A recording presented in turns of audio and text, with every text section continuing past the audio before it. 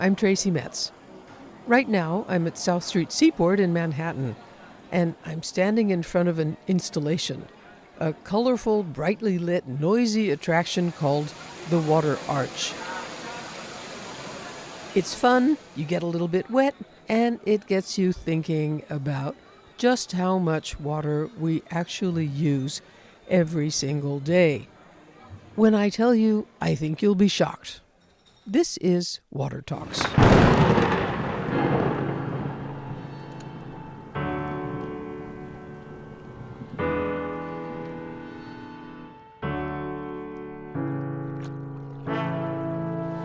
Water Talks is a podcast about the 2023 United Nations Conference on Water and the New York Water Week, made possible by the Dutch Ministry of Infrastructure and Water Management.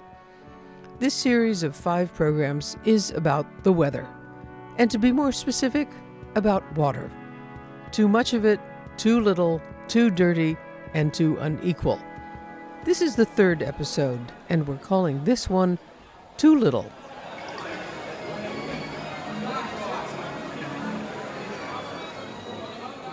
The Water Arch was created by the Dutch artist Rene van Engelenburg and his studio Drop Stuff. The arch is part of the UN Water Conference and the New York Water Week. I admit the arch is fun, but what's it all about? The idea is that we show in one instant how much water we use per person per day on an average, which is in the Netherlands 36 gallons. And here in the United States, it's even 82 gallons. Only 82? 82 per person per day, gallons. And you can step in, you turn a wheel, and while this happens, water is being pumped up in a big tank above your head. So the wheel is the pump. The wheel is the pump. I see the tank filling. Yeah. And this tank will contain 134 liters, about 36 gallons. And that is what a Dutch person on average uses every day. Every day. And how about the Americans? And here in the US, that's even 82 gallons, so more than 300 liters. Oh, wow. What do they use all of that water for? I have no idea. But I have one impression, because they have very big washing machines. Everything is much larger than we are used to. And this thing looks like something that came from a county fair, and there's music and lights. Yeah. In our work, we often try to make combinations of fairgrounds as a form of cultural heritage, arts and technology. And we presented them both on the streets and in galleries so that many different kind of people can notice the stories that we try to tell. I think playfulness is a big part of our work and the way of storytelling. You hear the girls giggling up there? Yes. Yeah.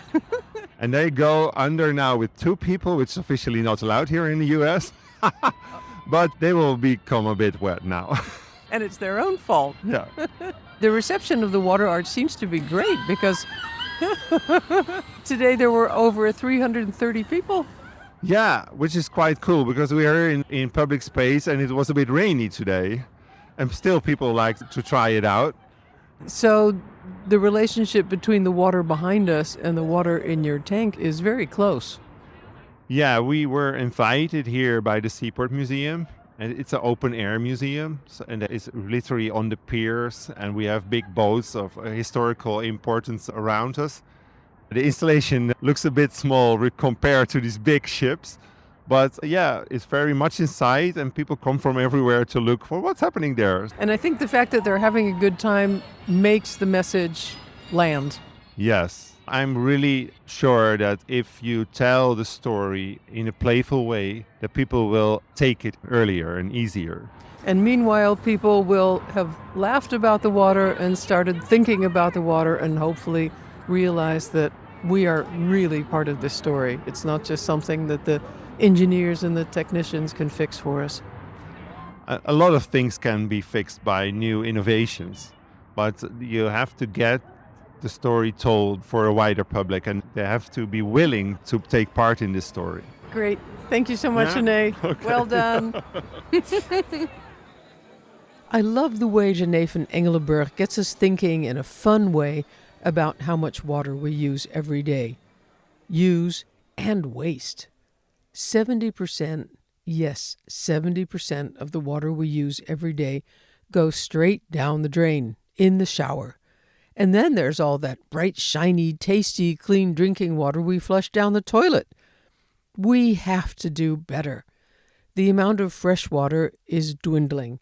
As Mr. Water Henk Oving said earlier in this series, the freshwater supply on our planet is as thin as a coat of paint. Even a country as wet as the Netherlands could be facing a shortage of drinking water by 2030. That's just a few years from now. And now let's hear from someone for whom water shortages are a daily reality. I am a member of the Tohono Nation, which means desert people. That's Austin Nuñez. He's a Native American tribal leader from America's hot and dry Southwest. He lives on the San Javier Reservation right outside Tucson, Arizona. He's in New York representing the Indigenous Environmental Network at the UN Water Conference. He and his tribe were not getting the amount of water that had been promised to them when the U.S. government took their lands. So the tribe took the federal government and the city of Tucson to court, and they won. We were demanding our water rights. We realized we have water rights because of the fact that the government placed us on our reservation and they guaranteed us to provide for health, education, and welfare, which includes water. We reminded them that they have that obligation to us in taking the land that they took from us because we needed a good supply, reliable source of water, and the government at that point was not providing that. So that's why we had to force them into court to help us regain our water rights. So that took 23 years. And in the end, the federal government passed a law called the Southern Arizona Water Rights Settlement Act. Through that, we are getting volumes of water from the Colorado River. They had to build a 300-mile pipe system from the river to Phoenix to Tucson and then to us. This is a major victory. Yes, we're glad that our prayers have been answered.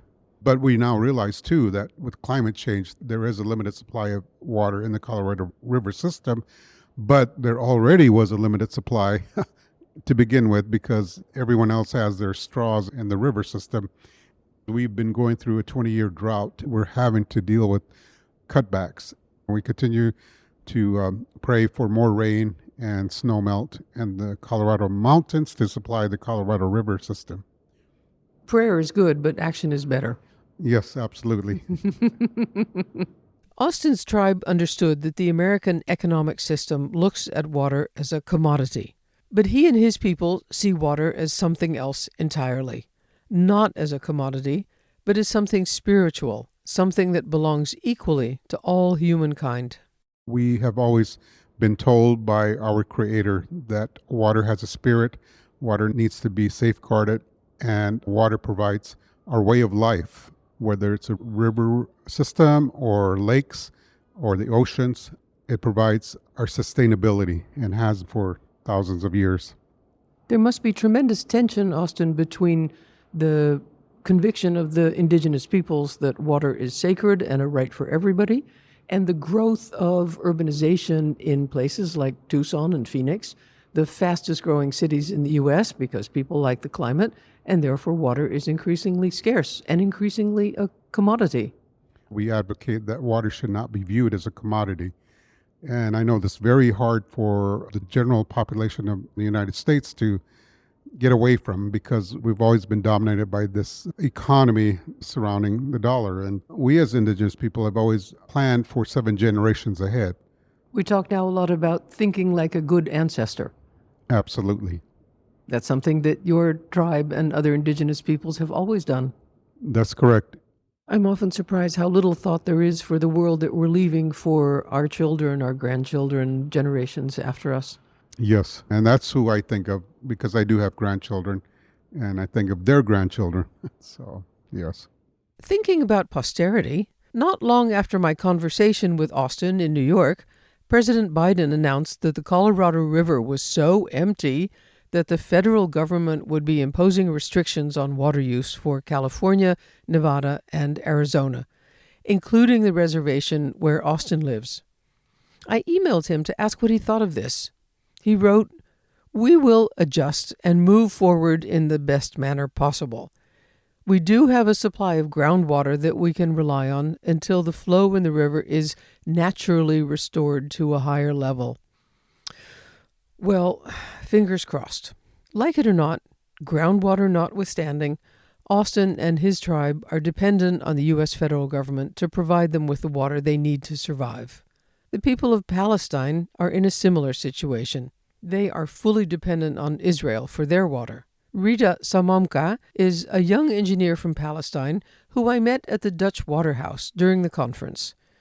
While she can't increase the amount of water Palestine gets, she can do something about the quality of that water. The situation in Palestine is really different from other parts of the world because of our special case.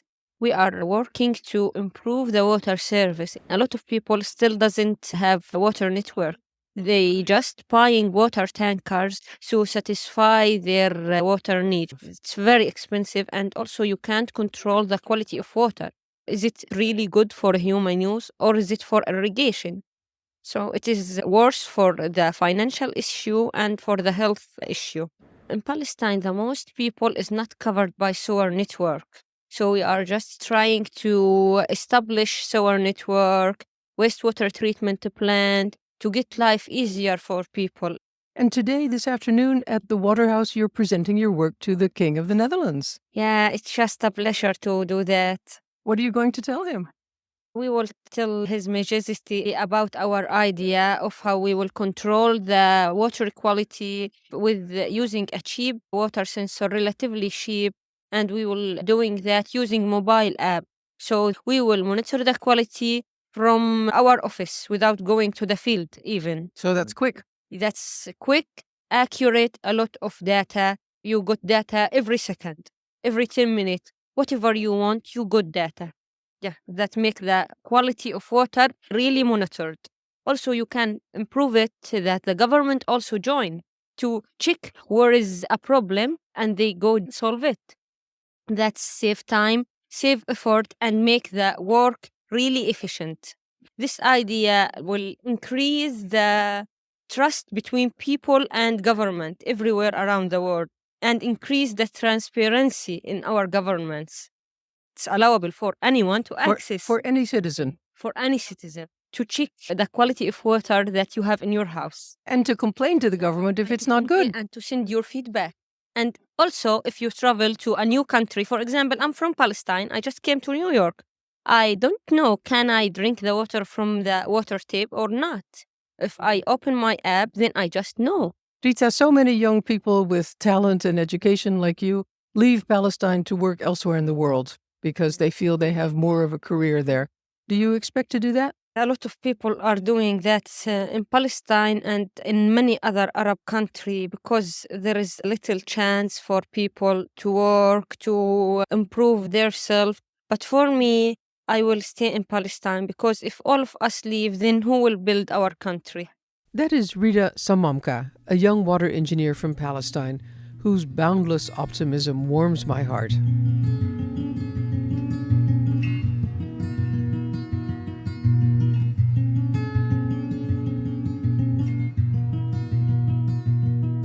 We've talked about Arizona, we've had a glimpse of Palestine, and now I'm back in the heart of New York.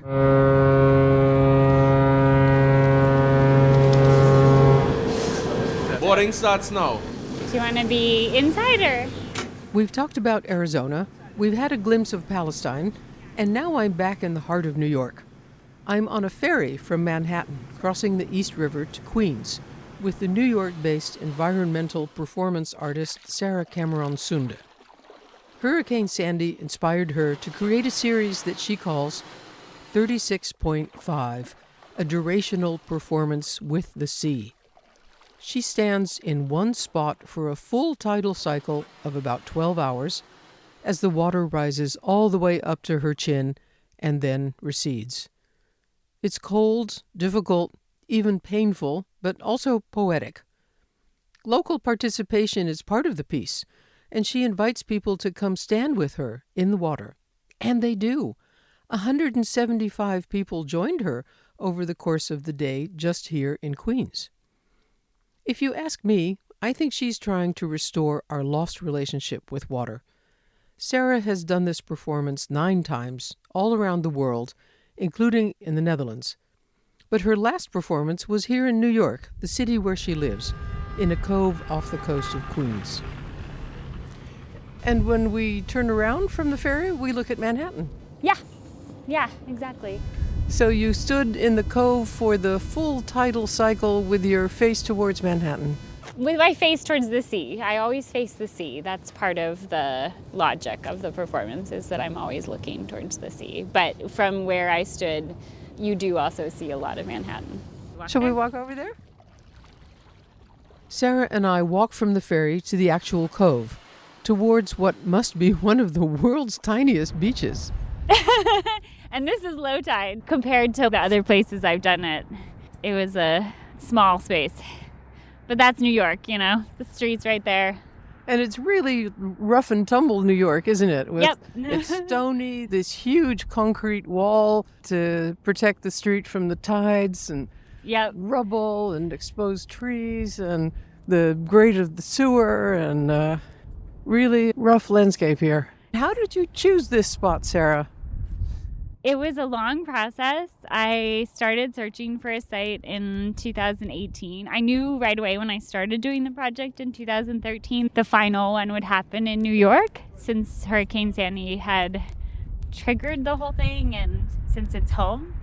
With 520 miles of coastline, you would think that there would be lots of options, but there are very few options where you can actually walk out and touch the water. Did you have to get a permit for this? I did, and yes, I did. It sounds more like I should have, but I didn't. I got many permits, actually. There's a lot of bureaucracy at play. You know, New York is a city where you can do anything you want because there's a lot of freedom and artistic freedom, but then there's a lot of rules, too. And technically the rule is, that you're not supposed to go in the water. Besides being fearful of what the water can do to you, there's a lot of fear of litigation. I talked to the Coast Guard, I talked to the Parks Department, I talked to Department of City Planning, Waterfront. I talked to everybody and tried to just make sure that everyone knew it was going to happen. Talked to the police, the ferries, everyone. So it was a lot of logistics. And did they understand what you were getting at with this project? I had a lot of people helping, so that's good. There's some people in the world who are just not going to understand. As humankind, we think we stand apart from nature, that we are nature's master. The climate crisis makes painfully clear that we are not. New York was built on the water, but as Russell Shorto said earlier in this series, you can hardly get to it. Sandy inspired Sarah to physically give herself over to the water, to the movement of the tides, to nature. That's the thing about New York. The built environment has kept us away from the water. I really believe that not being able to touch the water means that we don't have the same level of care for the water. We're not thinking about the problems and the challenges and how we need to function as a healthy society in relationship to the water.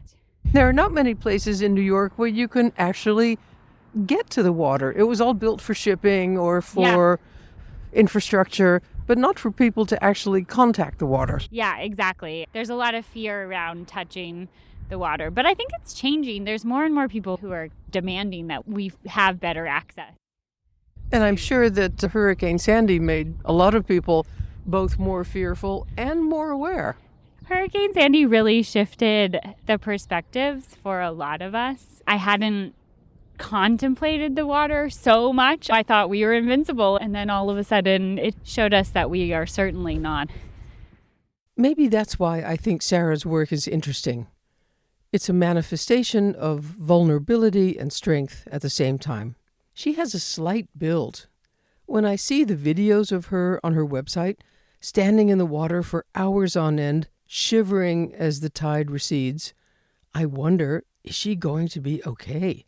But slight as she is tough. She sees her physical ordeal during these performances as a metaphor for humankind's larger struggle to survive the climate crisis.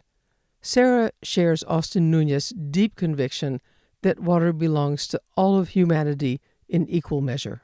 I think that perspective is something that we really need in most of Western culture right now, and we really need in order to actually survive the climate crisis. I think we need Indigenous voices. We need that wisdom to come into the mainstream in a bigger way, because that is where we can find true reciprocity as humans with the more than human world. So that's been really inspiring to me. And I think we need the work of artists as well, who can show us how different our relationship to water can be. Just standing there in the water for a full tidal cycle, it really touches people, and I think it makes everybody who has been part of this look at the water and the cycle of the water in a different way. I guess it's because we all have this intrinsic connection to the water. When we're living our daily lives, we don't always recognize it. I was also wondering, just practically speaking, what are the criteria for the spot you choose to stand on? You have to be able to not drown. Yeah. That seems like a good criterion. Yeah. Yes. And the tide comes up. I've seen your videos. The tide comes up to your chin. Yeah. So I spend a lot of time hanging out with the water, getting to know the water, figuring out how high she will rise on the day of the performance, or trying to predict it. You know, I've learned that tidal predictions are only predictions and it can always change. It's about being out there far enough so that I can be separate from the space and feel the vulnerability, but also close in enough that we can capture it on film. And then what are the other things? Calm waters, calm enough so that it doesn't knock me over, or, you know, I would never be at an ocean where there's big waves, because that just wouldn't work. Yeah. But can you always remain standing?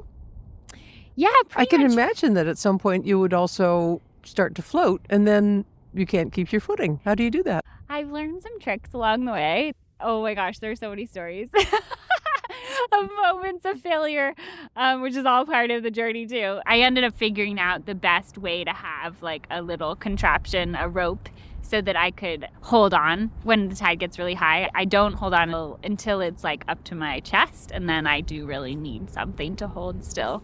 But there have been moments like in the Netherlands, I didn't have that rope and I got moved. Despite my best attempt to stay still, I thought the water was calm enough and it wasn't quite as calm as I thought it was. Yeah, so there's always a little bit of trickery that goes into that moment. But it must be exhausting as well, Sarah, because just the simple fact of standing for 12 hours is exhausting.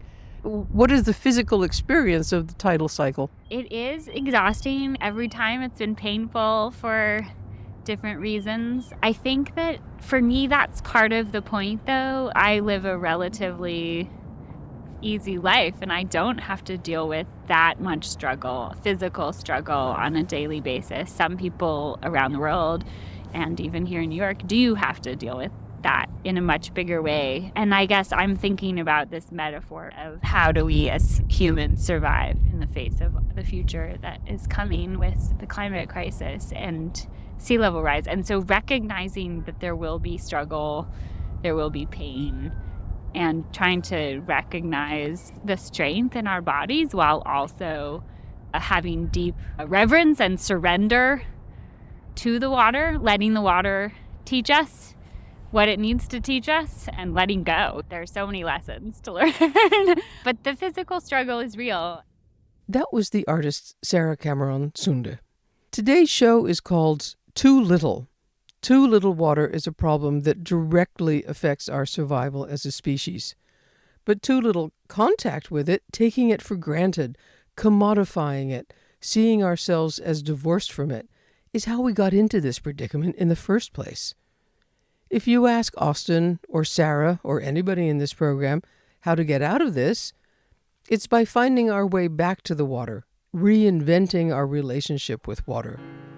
So, too little is really a metaphor for our detachment from everything that has to do with water and all of nature itself.